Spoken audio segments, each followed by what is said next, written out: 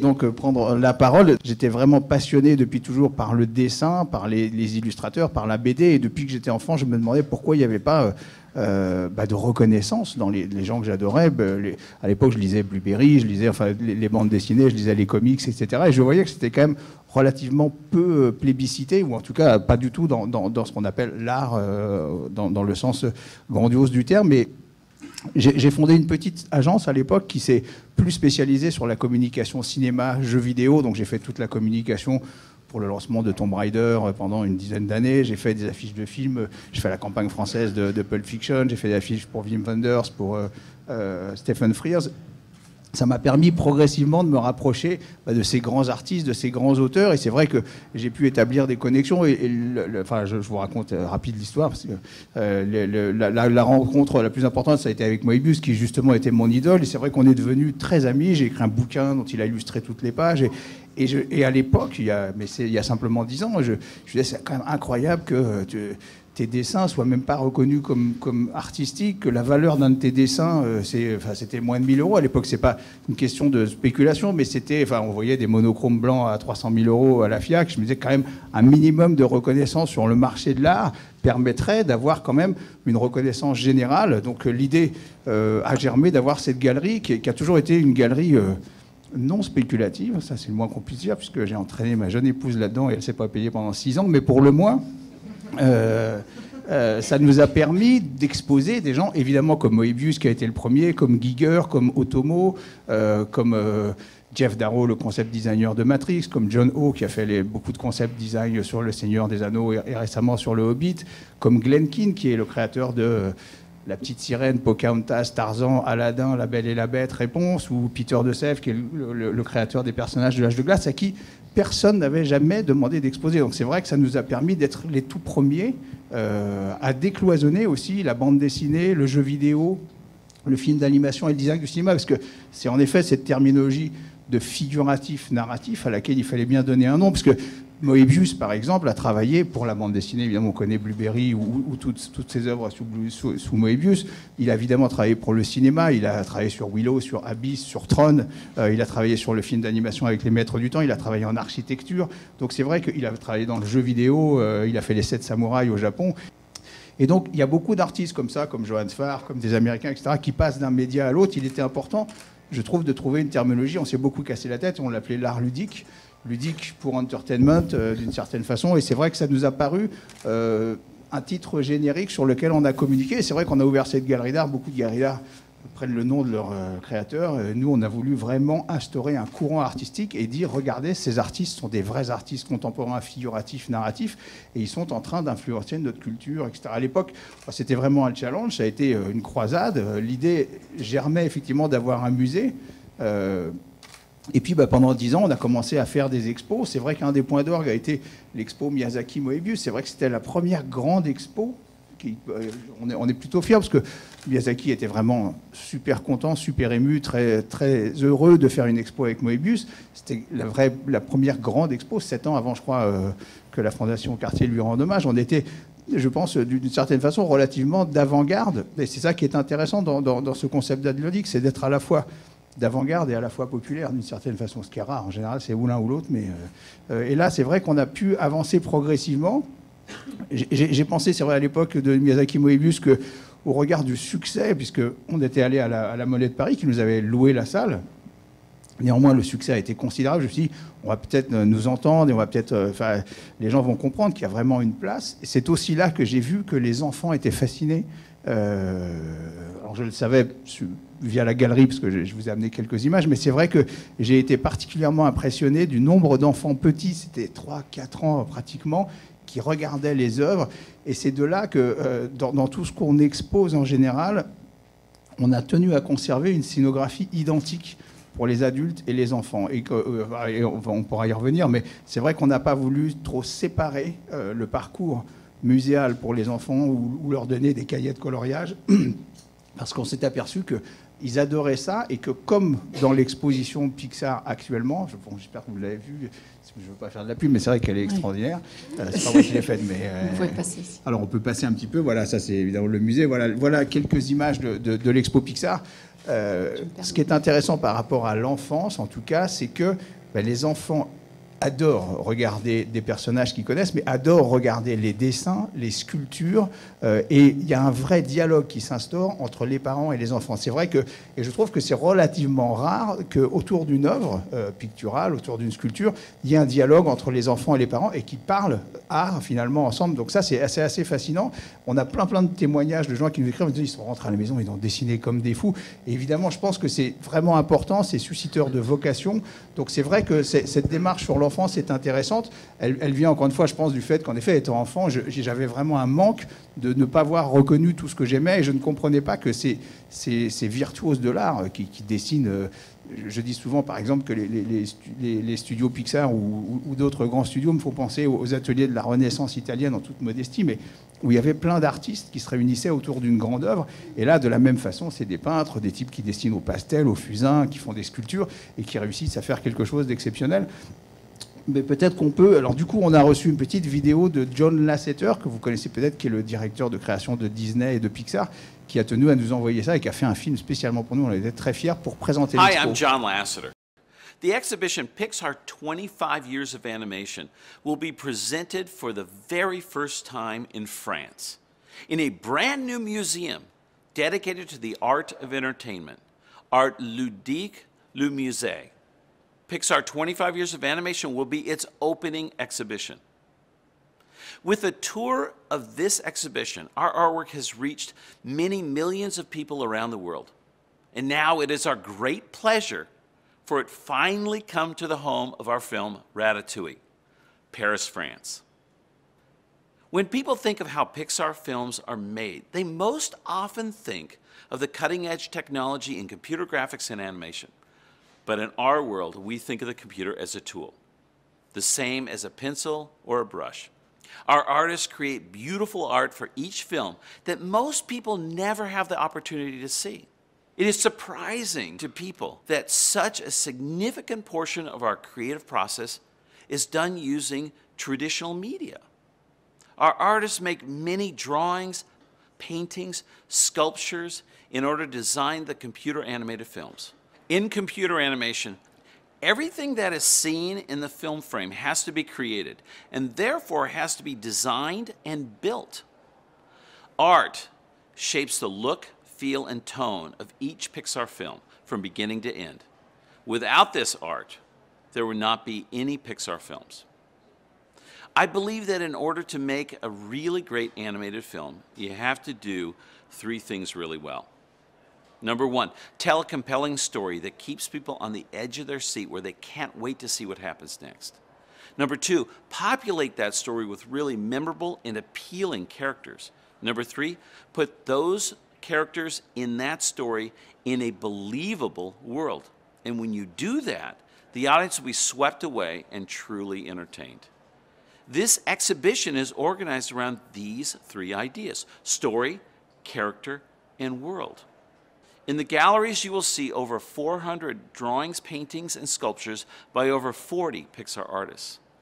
Also included are two unique installations that were created especially for this exhibition: the Toy Story Zoetrope and Artscape. Each of these pieces, in their own way, invites a viewer to enter the magic of Pixar animation. We very much hope this rare chance to see all this beautiful artwork inspires the people of France as much as this artwork inspired our filmmakers. Thank you very much.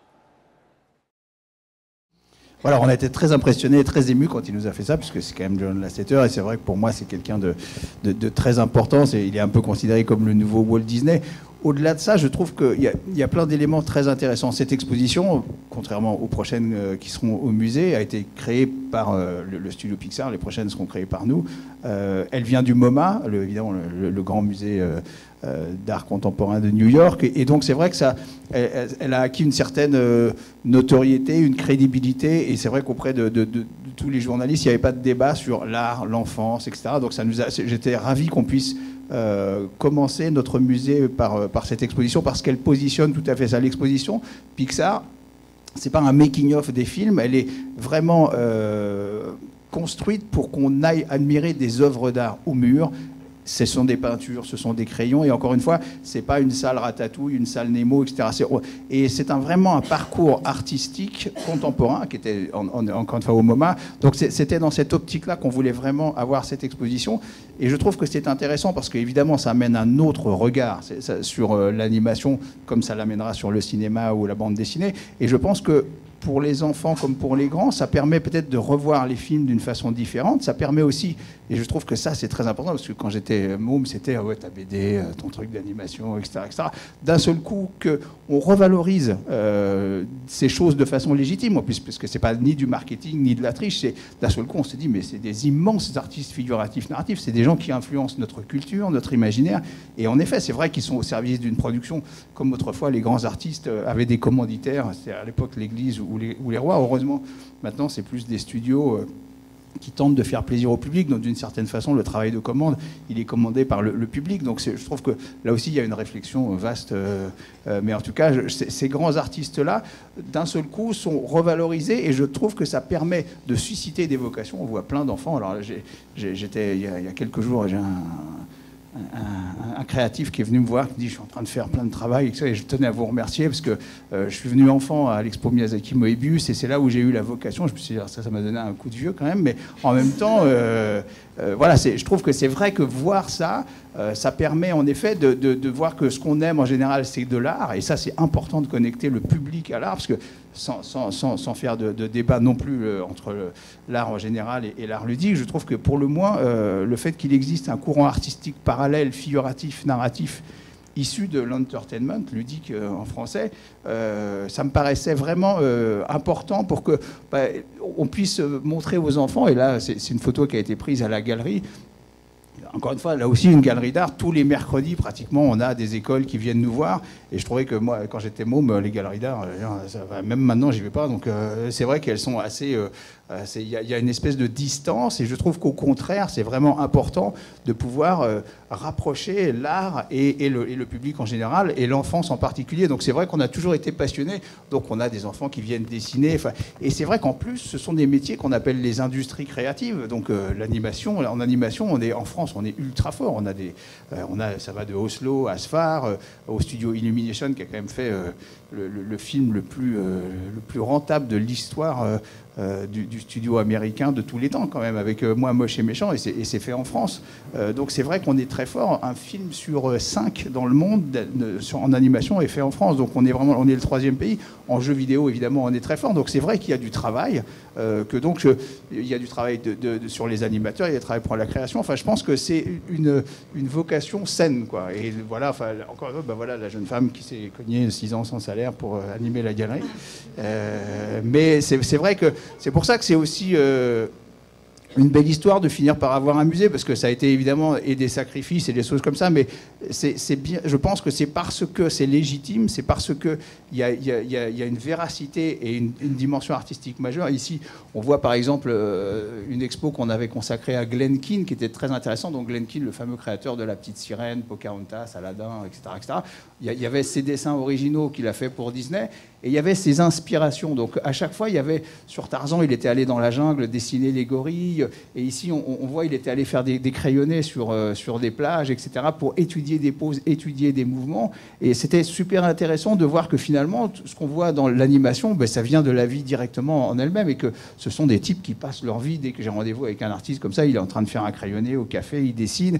Le prochain, qui s'appelle Peter de Sèvres, qui est l'inventeur de Scrat et de tous les personnages de l'âge de glace, est aussi un immense illustrateur qui fait beaucoup de couvertures pour le New Yorker. Enfin, ce sont des artistes immenses qui ne sont pas assez reconnus. C'est lui qui fait le design du prochain film d'animation, Le Petit Prince. C'est lui qui a dessiné Le Petit Prince. Et on avait fait aussi une grande expo, voilà, avec. Et je trouve que c'est intéressant. Ça, c'est des sculptures de Mike DiFeo, le sculpteur américain. qui travaille en binôme avec Peter de Sèvres.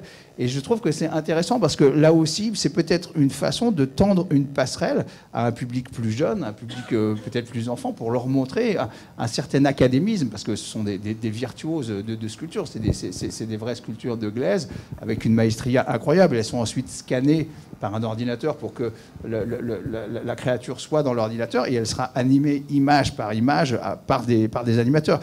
Ce qui est important aussi, c'est ce qu'on voit au musée, c'est qu'on découvre que, contrairement à l'idée reçue, ce n'est pas des machines ou des ordinateurs qui fabriquent les films, on n'appuie pas sur des boutons pour le faire, et c'est important, je pense, que les gens réalisent que ce sont des artistes fabuleux à tous les niveaux. Au niveau du concept, ce sont des dessins, au niveau des décors, au niveau du storyboard, au niveau de ce qu'on appelle les color scripts, c'est-à-dire chaque plan du film est dessiné en couleur avec les intentions de lumière, le graphisme, et on s'aperçoit que tout le film est dessiné fabuleusement bien avant même que l'ordinateur intervienne. Ensuite, il est scanné créature par créature, les décors, etc., etc.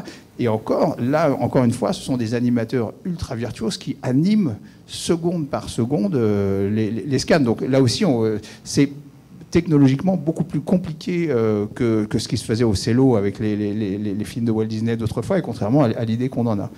Et puis j'ai quelques images que je vous avais amenées de Miyazaki Moebius, qui, c'est vrai, c'était donc à la Monnaie de Paris, c'était prestigieux, c'était en face du Louvre. Je pense que ça a été important parce que c'était la première grande expo, ça a été un énorme succès, ça a permis, effectivement, là aussi, on voit, je pense, la connexion. Miyazaki, le studio Ghibli vient de faire un jeu vidéo qui est extraordinaire, et Miyazaki vient du manga, donc lui aussi, je pense que c'est intéressant de voir et de ne pas le cantonner, c'est quelqu'un qui est vraiment une inspiration, et souvent, que ce soit chez Pixar, chez Miyazaki ou dans les prochaines expos, ce qui est intéressant aussi, c'est le double discours qu'on peut avoir. Et je pense que c'est aussi une grande force. C'est-à-dire qu'on peut le voir en étant enfant et voir plein de choses essentielles. Et évidemment, on peut le voir en étant adulte et voir encore d'autres choses. Je pense que c'est la force de ces créateurs d'univers. Enfin, je les appelle comme ça parce que je pense que c'est vraiment des créateurs d'univers. Et c'est, d'une certaine façon, je pense que c'est une des preuves vraiment fondamentales de ce qu'on appelle l'art ludique. C'est-à-dire qu'ils ont un discours tellement universel qu'on soit enfant ou adulte, on peut y percevoir des choses vraiment essentielles. Et je pense encore une fois que ce sont des créatifs. On est en train de voir maintenant que les choses sont en train de changer. C'est vrai qu'on est passé il y a 10 ans, je veux dire, quand on a fait l'expo Miyazaki Moebius, on n'a pratiquement pas eu de presse, quoi. Enfin, la presse de l'art contemporain, etc., n'a pas fait une ligne quand même. Donc, 7 ans après, il y a eu la Fondation Cartier, il y a eu des choses comme ça, et c'est vrai que les choses sont en train de changer. Alors, on voit aujourd'hui que les choses changent à vitesse grand V, et je pense que c'est important. Nous, on y a modestement participé, j'en suis heureux, parce qu'il y a une reconnaissance, et on le voit dans ces dessins. Ça, par exemple, c'est un dessin de Moebius pour Abyss, mais il y en a des centaines. Et je pense que je peux vous montrer donc notre prochaine expo, c'est ça que vous avez, qu'on a annoncé il y a 2 jours. Donc c'est très récent, je ne sais pas si vous avez déjà vu, mais elle est très touchante. Et là aussi, c'est une thématique très nouvelle, mais qui touche la bande dessinée, le cinéma, et que je vous laisse. En tout cas, vous avez exaucé le vœu de ce monsieur. Absolument. Been asked if I can imagine our heroes being on display or having a home in museums in the future. Well, I can certainly imagine it. Whether it'll happen, I don't know. It would make me very happy. And I've seen statues of Jupiter, Apollo, Samson in different museums. So I think it's possible that someday in the future there'll be statues of Thor, Captain America, Iron Man, the Human Torch, the Hulk. I think that would be great. I hope it happens fast so that I can see it. But yeah, I think there's a possibility that our superheroes one day might be featured in museums. That would be terrific.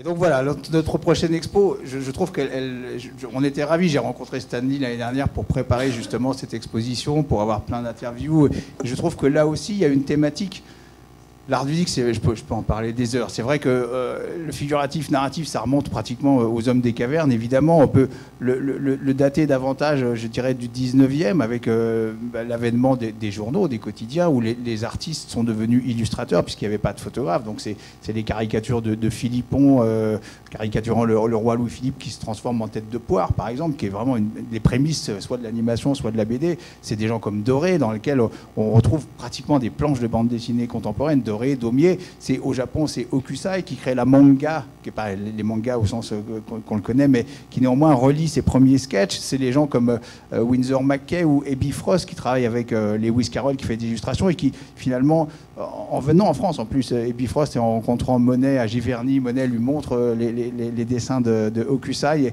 il revient aux États-Unis et il commence à dessiner les premiers comics. Donc il y a vraiment une histoire de l'art qui est super intéressante, qui sera aussi le propos du musée.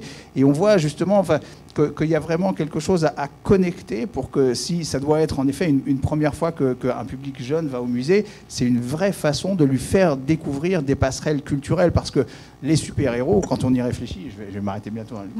Non, mais c'est pas... Non, mais les super-héros, c'est vrai qu'il y a une thématique fabuleuse, c'est vrai que c'est notre mythologie contemporaine, il y a un parallèle avec les dieux de la mythologie grecque, les petites ailes de Hermès ou de Captain America, enfin, il y a tellement de choses super intéressantes à raconter qui n'ont pas vraiment été abordés, que c'est intéressant d'aller à la fois dans le graphisme de gens comme Jack Kirby, qui ont été vraiment des précurseurs, qui ont ramené ce côté figuratif, narratif, ce côté dessin sculptural, etc. Les dessinateurs contemporains sur les films Marvel qui font des choses virtuoses. Et donc je pense que c'est bien d'avoir un regard qui dépasse le côté « ah ouais, tes trucs de super-héros, etc. » parce que clairement, c'est pas vrai. Et au moins, pour le coup, avoir un vrai courant artistique parallèle va permettre, je crois, à la fois de susciter des vocations et, je l'espère, des passions. Bon, j'arrête.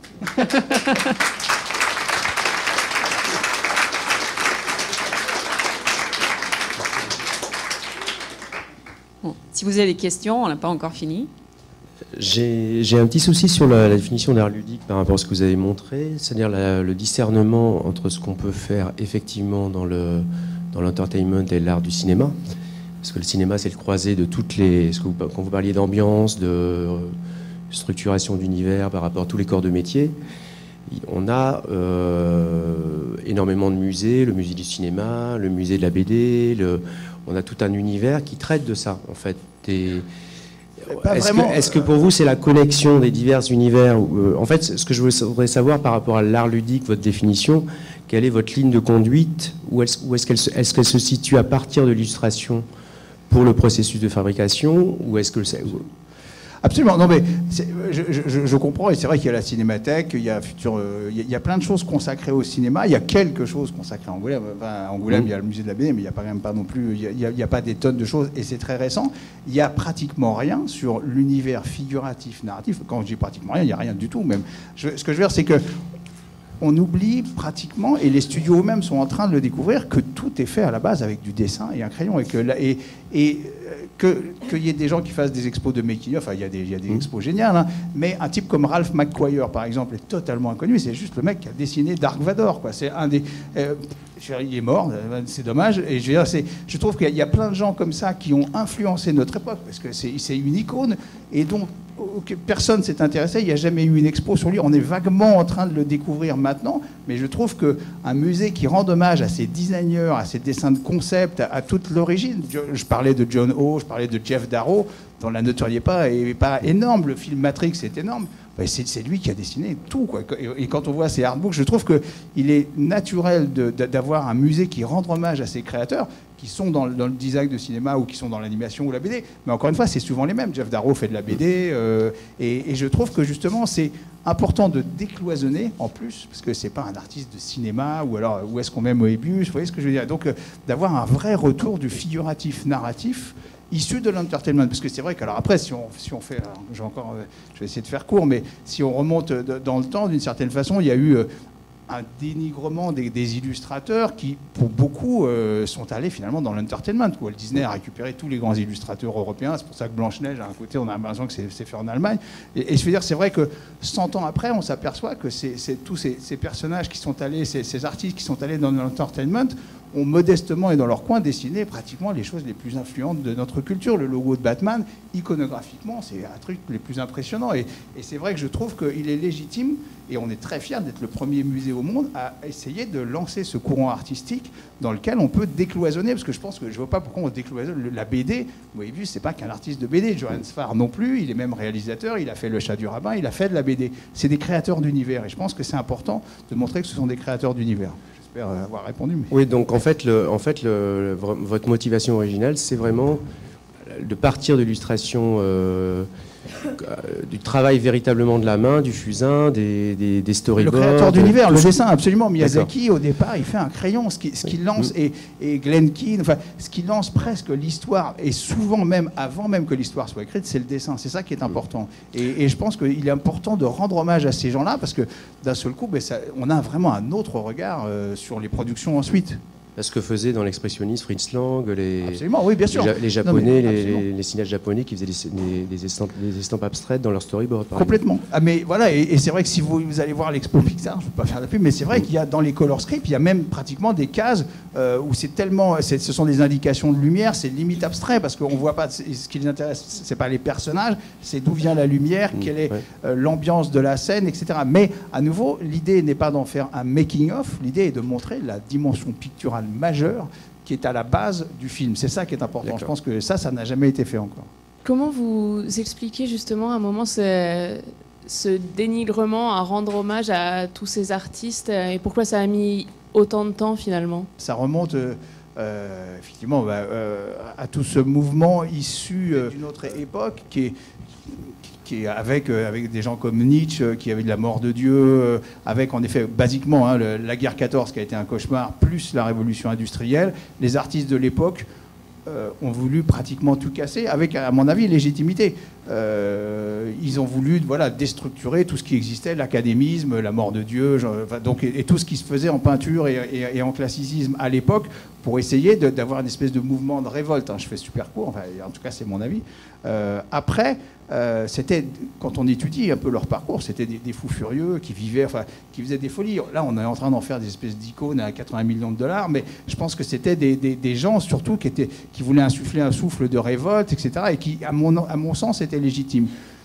Je pense qu'après, il y a eu effectivement des mouvements artistiques, une spéculation, des œuvres extrêmement chères, etc., qui ont fait que finalement, ça ouvrait la porte à une certaine boîte de Pandore à autoriser des choses dans l'art abstrait, dans l'art conceptuel, qui sont sûrement intéressantes, mais qui du coup, dès qu'on devenait plus figuratif, plus illustratif, etc., on était presque déconsidéré parce qu'on avait l'impression d'être trop facile. Je pense que là, il y a un rééquilibrage parce que ça me paraît pour le moins injuste et qu'il y ait au moins deux courants artistiques parallèles, un figuratif, l'autre plus conceptuel, me paraît légitime. Il était temps que au moins celui-là arrive. Et étant grand fan de Marvel, DC et Pixar, je me suis quand même posé la question on a la chance d'avoir énormément de talents en France, comme vous l'avez dit, entre Ubi, Illumination et nos dessinateurs de bande dessinée. Pourquoi aller chercher les référents américains tout de suite, alors qu'on a un vrai problème en France à reconnaître nos propres artistes? Alors, déjà, nous, ça fait 10 ans qu'on expose les Français, quand même. Donc, on a exposé Sfar, on a exposé tout le monde. Donc, à la galerie, clairement, Moebius. Là-dedans, je pense qu'on a Ubisoft, on a fait les expos à Saint-Clair, on a exposé tous les en tout cas, Marjane Satrapi, pas vraiment française, mais presque. On a fait plein d'expos, les gens d'Illumination, pour moi, moche et méchant, à la galerie. Après, sur le musée, je viens de signer un bail de 15 ans, donc ça me laisse quand même... Voilà, c'est vrai que les deux premières sont américaines. Encore une fois, la symbolique de Pixar était intéressante parce qu'elle nous permettait de dire, et c'est parce qu'on a un vrai combat, l'idée c'est de dire, j'ai quand même des gens qui sont venus qui me disent mais c'est pas, alors c'est vraiment de l'art? Et bon, c'est vrai que l'expo en elle-même est spectaculaire, et en plus le fait qu'elle vienne du MoMA clôt d'une certaine façon la discussion, donc ça me facilite le travail, parce que c'est fatigant à chaque fois d'expliquer que c'est de l'art. Donc là, d'un seul coup, elle venait du MoMA, donc ça m'aide. Celle de Marvel, après, est une opportunité qui s'est présentée, mais effectivement, on a un line-up, et effectivement, nous, les Français, Johannes Farr est un ami, je rêve de faire un grand truc avec lui, les gens d'Illumination. Ce sont tous des gens qu'on a déjà exposés, qu'on connaît bien, et c'est vrai que voilà, après, ce sont des expos qu'on va essayer de faire sur 4 à 5 mois, et on aura une expo permanente évolutive, puisqu'elle sera renouvelée, mais qui justement expliquera cette histoire de l'art. On aura des gravures japonaises, on aura des gravures de Daumier, on aura les premières pages de bande dessinée Japon, France, États-Unis, on aura des cellos et des dessins originaux issus des studios Walt Disney, Tezuka, Grimaud, on aura Bilal, Moebius, etc. Enfin, et puis évidemment le jeu vidéo. Donc on aura à l'intérieur du musée, mais là aussi ça prend beaucoup de temps, donc on avait voilà, disons que c'est un vrai travail et on est ravis parce que le concept est fabuleux et je suis ravi de voir avec les gens que d'un seul coup, j'ai plein de gens maintenant qui me disent mais pourquoi ça n'existait pas avant quoi. Et donc c'est marrant d'être passé d'un truc où on a vraiment ramé pour avoir ce musée à quelque chose où pratiquement ça semble évident maintenant. J'espère avoir bien répondu, mais les Français vont arriver, ça c'est sûr. Cela dit, il y a déjà plein de Français. Alors, pour finir, dans l'expo Pixar, c'est vrai qu'en plus, les Français, entre guillemets, s'exportent bien. Que ce soit chez Pixar, chez DreamWorks, un peu partout. C'est vrai que Pixar est américain, mais en même temps, il y a plein des Japonais, des Français, et les Français là-dedans sont très bien représentés. Moi, je m'interrogeais juste sur l'utilisation du mot ludique dans art ludique. Pourquoi pas art du divertissement, puisque ludique, il y a une notion de jeu derrière, alors je sais pas. Alors c'est vrai que je me suis beaucoup cassé la tête pour tenter de traduire entertainment d'une certaine façon, hein, et c'est vrai que oui, divertissement je trouve l'art du divertissement, ça me semblait moins facile, moins percutant. L'art ludique m'a semblé être un mot plus attractif, plus emblématique. Je trouvais qu'il y avait une notion de plaisir. C'est vrai qu'il y a le côté jeu, il y a une notion de plaisir que j'avais envie de véhiculer, parce que c'est vrai que là aussi culturellement c'est super intéressant de voir que dès qu'il y a une notion de plaisir, il faut faire gaffe parce que sinon ça fait pas art, quoi. Et je trouve que non, mais c'est spectaculaire. Et même dans l'expo que je suis en train de faire en ce moment, et pour revenir sur ce que vous dites sur le cinéma, effectivement, j'essaye de faire un film où on mélange les images issues de certains films Avengers, etc., et les dessins de concept. Mais dès qu'on met trop de films, ça fait trop de divertissement et donc c'est plus de l'art, quoi. Je pense que c'est important justement qu'on revienne. Et si ludique doit être un mot un peu choquant, ou en tout cas en effet une terminologie un peu exagérée je pense que c'est volontaire parce que je pense que c'est important que l'art soit un vrai plaisir avant tout.